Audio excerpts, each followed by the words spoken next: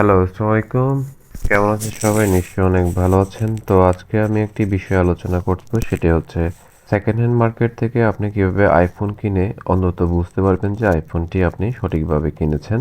আমরা সকলে আইফোন পছন্দ করি, তবে আইফোন মার্কেটে আমরা সচরাচর দেখতে পাই যে আইফোনগুলো অনেক ক্ষেত্রে রিপেয়ার হিস্ট্রি অনেক ক্ষেত্রে এখন বোঝাই যায় না। তো এই ক্ষেত্রে যে আমরা নরমাল যে সেন্সে আমরা আইফোনগুলো দেখব, তখন অবশ্যই আমরা খেয়াল করব কিছু জিনিস টেকনিক্সের মাধ্যমে। তো আজকে আমরা এই ভিডিওতে শেয়ার করব যে আইফোন আপনি কেনার সময় আপনি কি কি বিষয়ে লক্ষ্য করবেন যদি আপনি একটি সেকেন্ড হ্যান্ড মার্কেট থেকে আইফোনটি ক্রয় করেন। সর্বপ্রথম আপনাকে দেখতে হবে যে আইফোনটি আসলে কত সালে লঞ্চ হয়েছিল এবং আইফোনের যে সিরিয়ালটি, এটি অবশ্যই আইফোন চেক কভারেজে গেলে আপনি ওখান থেকেই পেয়ে যাবেন যে আইফোনটি আসলে কত সালে ম্যানুফ্যাকচারিং ডেট এবং কত সালে অ্যাক্টিভেশন ডেটটি ছিল।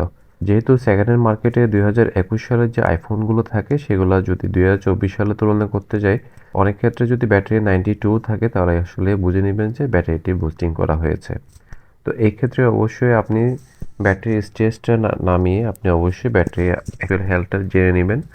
আর বিশেষ করে এখন 2024-এর দিকে আপনার রিসেন্ট যে আইফোনগুলো রয়েছে, আইফোন 15 এবং আইফোন 16, আইফোন 14 এগুলো অথেন্টিক থাকার সম্ভাবনা রয়েছে। আপনারা চেষ্টা করবেন সবসময় আইফোন রিসেন্ট ভার্সনটা কেনার জন্য। তাহলে কি হবে, আপনি পরবর্তী আইফোনগুলো কেনার জন্য